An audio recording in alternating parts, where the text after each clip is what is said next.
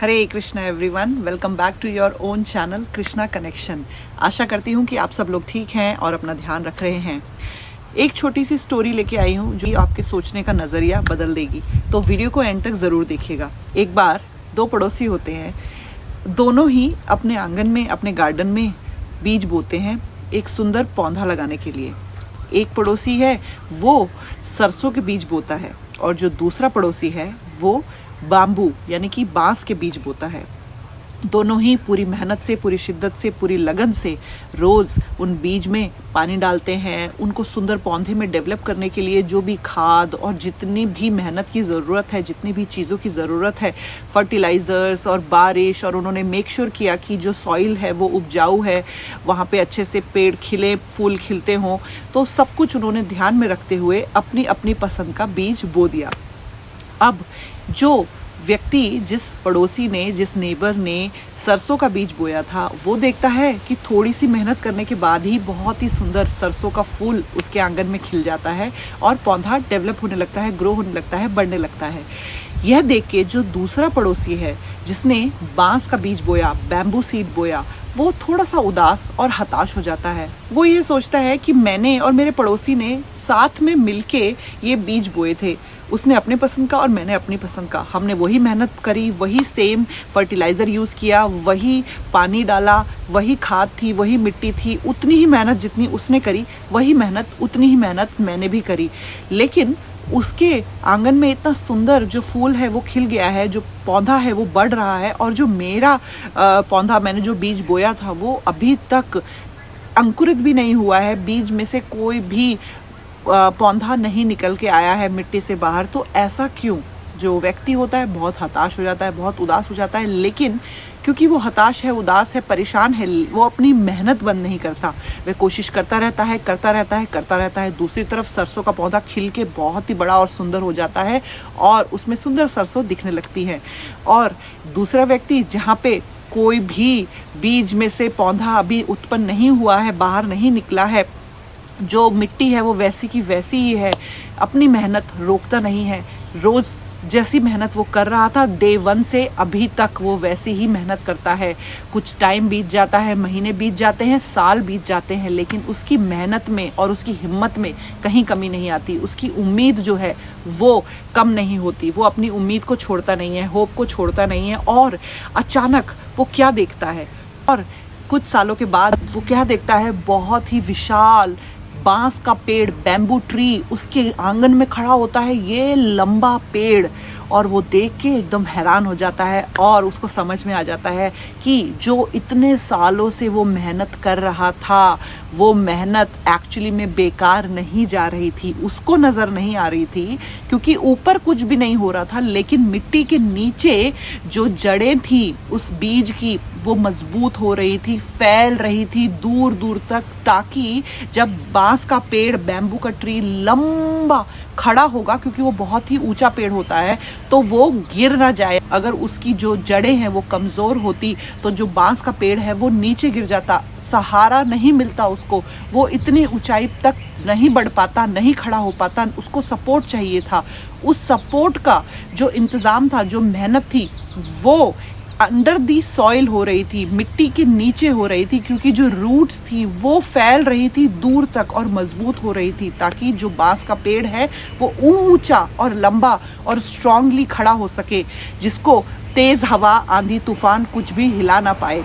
तो जो व्यक्ति मेहनत कर रहा था इतने सालों से, वो उसकी मेहनत एक्चुअली में वेस्ट नहीं थी। उसकी मेहनत, उसको आंखों से रिजल्ट नहीं दिख रहा था, क्योंकि पौधा अंकुरित नहीं हो रहा था, पेड़ बढ़ नहीं रहा था, कुछ भी उसको नज़र नहीं आ रहा था मिट्टी के ऊपर, लेकिन मिट्टी के नीचे एक्चुअली में काम हो रहा था। तो वो मेहनत रंग लाई और अचानक उसको फल दिखा, और जो बैम्बू का ट्री है, बांस का जो पेड़ था, उसके आंगन में इतना लंबा ऊंचा खड़ा हो गया, और जो उसका पड़ोसी था वो भी देखता रह गया। आप देखिए अंतर क्या था। एक पड़ोसी ने लगाया सरसों का पेड़। सरसों का जो बीज है, वो पौधा है, वो बहुत जल्दी अंकुरित हो जाता है, ज़्यादा मेहनत भी नहीं चाहिए और वो आपको तुरंत रिजल्ट मिल जाता है उसमें। लेकिन जो बांस का पेड़ है, जो बैम्बू का पेड़ है, उसमें बहुत ज़्यादा मेहनत चाहिए, लेकिन वो मेहनत आपको बाद में उतना ही फल भी देती है। बांस का पेड़ उतना ही ऊंचा लंबा होता है, उतना स्ट्रांग होता है। अगर उसके लिए अगर आपने अच्छे से मेहनत करी है, शुरू के सालों में अपना टाइम दिया है, जड़ों को मजबूत करने के लिए अच्छी खाद, अच्छा पानी और सब कुछ दिया है, तो जो पौधा है वो नीचे पहले अच्छे से डेवलप होता है और फिर आपको बांस का पेड़ दिखता है। तो बहुत बार हम देखते हैं हमारी लाइफ में भी ऐसा ही होता है ना, कि हमने भी मेहनत करी, हमारे साथ वाले फ्रेंड ने, हमारे दोस्त ने या हमारे किसी रिश्तेदार ने भी मेहनत करी, हमारे पड़ोसी ने भी मेहनत करी। हम देखते हैं उसकी मेहनत तो रंग लाई और उसको कोई भी चीज़ में सफलता, जो भी हम दोनों ने साथ में शुरू किया था उसको सफलता मिली, लेकिन मुझे नहीं मिली। तो क्या हम हताश हो जाते हैं, हम उदास हो जाते हैं, हम परेशान होते हैं और हम मेहनत करना छोड़ देते हैं? और अगर हम मेहनत करना छोड़ देंगे तो क्या हम एक्चुअली में सक्सेसफुल हो पाएंगे? नहीं। उस व्यक्ति ने जो बांस का पेड़ जिस व्यक्ति ने लगाया, अगर वो मेहनत करना छोड़ देता, अगर वो दूसरे पड़ोसी को देख के सोचता है कि इसका फूल तो खिल गया, सरसों का पौधा इतना अच्छा आ गया, लेकिन मेरा तो कुछ भी नहीं हो रहा है, तो छोड़ो, मैं इसके ऊपर काम करना बंद कर देता हूँ। लेकिन उसने महीने, 2 महीने, 3 महीने, साल, 2 साल, 3 साल उसने मेहनत करनी नहीं छोड़ी। उसको पता था मैं राइट डायरेक्शन में मेहनत कर रहा हूँ और इससे मुझे फल ज़रूर मिलेगा। उसका फोकस क्लियर था, उसकी प्लानिंग प्रॉपर थी और वो मेहनत करता गया और उसको फल मिला। तो हताश नहीं होना है, बीच में उदास नहीं होना है, परेशान नहीं हो जाना है, अपनी मेहनत को खुद अपने हाथों से विफल नहीं कर देना है छोड़ के। दूसरे व्यक्ति को अगर तुरंत फल मिल गया तो ठीक है, वो उसके कर्मा, वो उसकी मेहनत, वो उसकी लाइफ, लेकिन आपको आपकी लाइफ में मेहनत करना छोड़ना नहीं है। राइट डायरेक्शन में काम करते रहिए प्लानिंग के साथ और आपको फल ज़रूर मिलेगा। बस ये है कि कैलकुलेटिव मेहनत होनी चाहिए। ऐसा नहीं है कि आप बंजर ज़मीन पे कोई पौधा उगा रहे हैं तो वो कभी नहीं उगेगा। आपको सोच के, समझ के, समझदारी से सही जगह पे मेहनत करनी है और आपको फिर रिजल्ट का इंतज़ार करना है। मेहनत करके आपको फल ज़रूर मिलेगा, कभी आपकी मेहनत विफल नहीं होगी। फॉर एग्ज़ाम्पल, किसी व्यक्ति ने एक जगह नौकरी ज्वाइन करी और थोड़े टाइम में उसको निकाल दिया गया, फिर उसने दूसरी जगह नौकरी ज्वाइन करी, फिर थोड़े टाइम में उसको निकाल दिया गया, तीसरी जगह ज्वाइन करी, फिर उसको निकाल दिया गया। ऐसे ऐसे करके उसने बहुत जगह, अगर वो व्यक्ति उदास हो जाए, हताश हो जाए कि हर जगह से मुझे नौकरी से निकाल देते हैं, मैं किसी काम का ही नहीं हूँ, मैं बेवकूफ़ हूँ, मैं बेकार हूँ, मैं मंद बुद्धि हूँ, तो मैं अब कोई नौकरी करूँगा ही नहीं, मैं किसी काम का ही नहीं हूँ, अगर वो इस तरह से सोचने लगे तो वो एकदम डिप्रेशन में चला जाएगा, डीमोटिवेट हो जाएगा और अब वो अगला इंटरव्यू जब देने जाएगा तो वो चाह के भी अच्छा नहीं कर सकेगा, ना परफॉर्म कर पाएगा इंटरव्यू में अच्छा, और अगर उसको नौकरी मिल भी गई तो वो नौकरी में भी अच्छा नहीं कर पाएगा, क्योंकि उसने अपने मन में ये सारे नेगेटिव थॉट्स पाल लिए हैं कि मैं किसी काम का ही नहीं हूँ। लेकिन अगर वही व्यक्ति एक जगह से उसको जो निकाला गया, उसने वहाँ से सीख ली कि ये सही था और मेरे को ये नहीं करना था, ये करना चाहिए था। अब दूसरी जगह से जब उसको निकाला गया, उसने वहाँ से भी कुछ सीख ले ली, तीसरी जगह से भी उसने वहाँ एक्सपीरियंस ले लिया, 3 अलग अलग जगह के सॉफ्टवेयर का एक्सपीरियंस, ऑफिस का एक्सपीरियंस, कुलीग्स का एक्सपीरियंस, किस तरह से काम होता है, वर्क एनवायरनमेंट डिफरेंट है उसका एक्सपीरियंस। अगर उसने उन तीनों जगह से सारी अच्छी लर्निंग एक्सपीरियंस अपने पास इकट्ठा कर लिया और पॉजिटिवली मोटिवेशन के साथ अगर वो व्यक्ति चौथी जॉब अप्लाई करेगा तो उसके पास 3 जगहों के लर्निंग और फेलियर दोनों का एक्सपीरियंस है, उसे पता है उसे क्या करना है और क्या नहीं करना है।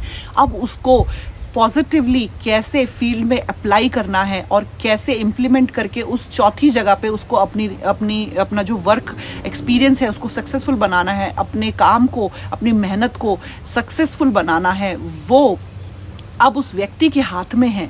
वो जिस तरह से अपनी पीछे की गई गलतियों से सीखेगा और अपने जो पुराने पास्ट एक्सपीरियंस से सीखेगा, उसी तरह से वो अपने आगे की लाइफ को, अपने आगे के काम को बेहतर तरीके से कर सकता है। तो 2 ही चॉइसेस है, या तो डिमोटिवेट हो जाएं, हार जाएं, सोचे कि हम नहीं कर सकते क्योंकि हमने पहले नहीं किया, इतनी बार किया, फेल हो गए, या फिर उन फेलियर से सीख के वापस एक नया कदम रखें, सही दिशा में मेहनत करें और आपको सफलता ज़रूर मिलेगी। तो यही वाली छोटी सी स्टोरी थी, मुझे लगा आपके साथ शेयर करना चाहिए। बहुत बार हम हताश हो जाते हैं बहुत जल्दी और हम बहुत ज़्यादा क्लोज होते हैं जीत के, लेकिन उस क्लोजनेस पे आके, उस उतने ही करीब आकर हम हिम्मत हार जाते हैं, हम काम छोड़ देते हैं या हम मेहनत करना बंद कर देते हैं या हम डिमोटिवेट हो जाते हैं और हम हार जाते हैं। क्या पता आपको थोड़ी सी मेहनत और करनी हो, क्या पता आप आपकी मंजिल से बस थोड़े से दूर हो, थोड़ा सा आपको कदम बढ़ाना हो, थोड़ा सा और चलना हो, थोड़ी सी मेहनत और करनी हो, थोड़ी सी कोशिश से आपको आपकी मंजिल सफलता मिल जाए। तो रुकना नहीं है। जो रुक जाते हैं, जो हार के बैठ जाते हैं, एक्चुअली में वो फेलियर कहलाते हैं। लेकिन जो चलते रहते हैं, कोशिश करते रहते हैं, मेहनत करते रहते हैं और हिम्मत नहीं हारते, उनको ज़रूर जीत मिलती है, सक्सेस मिलती है और वो अपनी मंजिल को पाते हैं। तो हिम्मत मत हारिए। इवन भगवत गीता में भी जब अर्जुन हताश हो गए थे, अर्जुन धनुधारी अर्जुन, लेकिन हताश हो गए, दिमाग नहीं चल रहा, नहीं समझ में आ रहा है सही क्या है गलत क्या है, चाह तो कुछ भी कर सकते थे, पूरा युद्ध छोड़ के अर्जुन भगवान श्री कृष्ण की शरण में आ गए हैं कि मुझे समझ में नहीं आ रहा है क्या करूं क्या नहीं करूं, क्या सही है क्या गलत है, मुझे नहीं लग रहा कि मैं कर पाऊंगा। लेकिन भगवान की जब डायरेक्शन, जो इंस्ट्रक्शंस कृष्ण ने अर्जुन को दी, जब वो अर्जुन ने सुनी, समझी और उन इंस्ट्रक्शंस को फॉलो किया, तो अर्जुन के सामने सारा रास्ता क्लियर हो गया। उसे पता चल गया कि उसे किस डायरेक्शन में मेहनत करनी है। सब कुछ उसके आंखों के सामने साफ साफ उसे नज़र आने लगा। भगवान की इंस्ट्रक्शंस की वजह से, भगवान के जो संदेश भगवान ने उन्हें दिया, जो मैसेज कृष्ण ने अर्जुन को दिया, उस मैसेज ने अर्जुन की आंखें खोल दी और अर्जुन फैसला ले पाए। और हिम्मत नहीं हारी अर्जुन ने, क्योंकि कृष्ण का सपोर्ट था उनके पास, भगवान थे उनके पास उनको बताने के लिए कि आप हारो मत, आप चलो, मैं आपके साथ हूँ, मैं आपको रास्ता दिखाता हूँ। भगवान अर्जुन के पार्थ के सारथी बन गए, तभी तो कृष्ण का एक नाम है पार्थ सारथी। तो भगवान हमें भी रास्ता दिखाने के लिए तैयार है। ऐसा नहीं है कि सिर्फ अर्जुन को ही भगवान रास्ता दिखाएंगे, लेकिन हमें भगवान की शरण पहले लेनी पड़ेगी। कभी कभी आपकी लाइफ में आपको समझ में नहीं आ रहा है कि कैसे क्या करना है, क्या राइट है क्या रॉन्ग है, क्या डिसीजन लें, हम माइंड जो है काम करता हुआ नज़र नहीं आ रहा है, तो एक भक्त की शरण लें।